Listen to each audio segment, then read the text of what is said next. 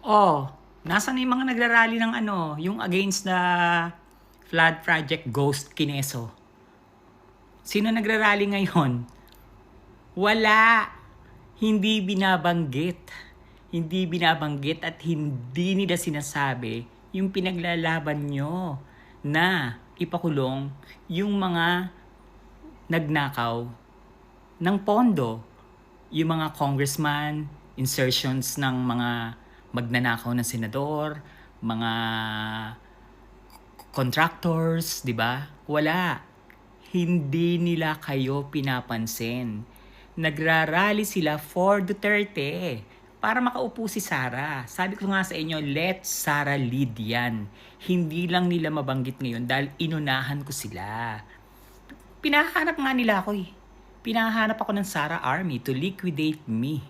Dahil bakit ko raw alam yung mga plano nila.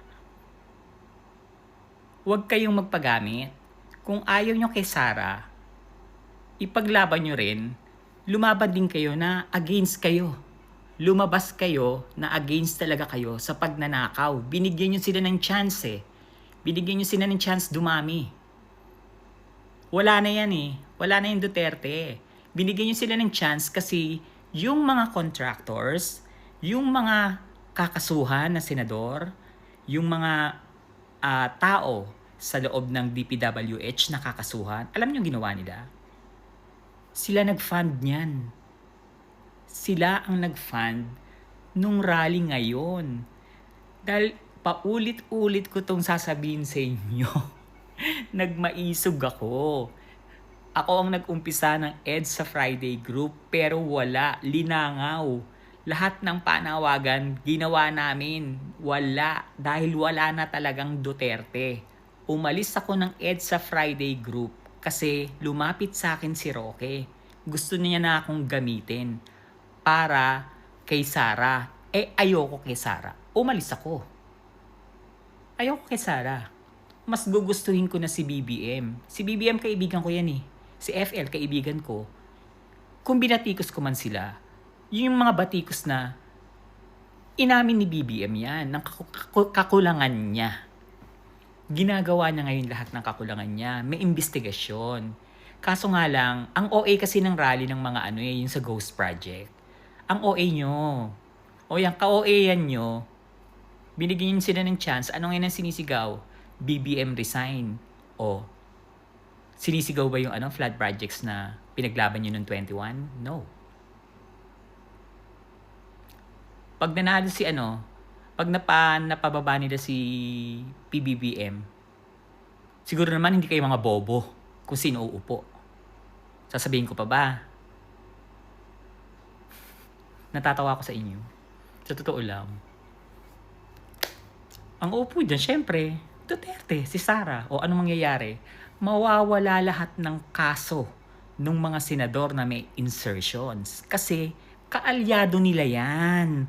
My God, nakakaloka kayo. Itutuloy-tuloy nila yan dahil popondohan yan ni Pulong. Kinukuha na ni Pulong yung ipon nila dun sa 10 bansa kung saan nakatago yung pera nila. Diba? Dahil nung time na nagwala si Sara, alam niyo, ang sarap niyang laruin. Nung time na nagwala si Sara, yung kay Zuleika, natatandaan niyo yun? Di ba nagpatawag sila ng EDSA? May mga dumating. Lahat yung bayaran. Nung nandun ako, wala namang ganon. Binigyan niyo sila ng chance magganyan, ng pagkakataon pa na si Sara ay mapaupo. Di ba sumisigaw tayo dati ng impeachment? Ano nangyari? Hindi ko kayo maintindihan. Kaya nga sinasabi ko sa inyo, naririnig ng presidente lahat ng hinanakit nyo, yung sama ng loob nyo. May investigasyon. Pero tinatrabaho ng mga DDS senators, ng mga DDS politician allies na huwag matuloy yung investigasyon na yan para ang masira si PBBM. Kung masisira yan, yung pinaglalaban nyo na flood projects, yung mananagot, walang mananagot. Wala yan. Absuelto yan lahat. Bahala kayo dyan. Chururut tusok. Go! Big rally pa kayo sa 31. Sasabayan kayo.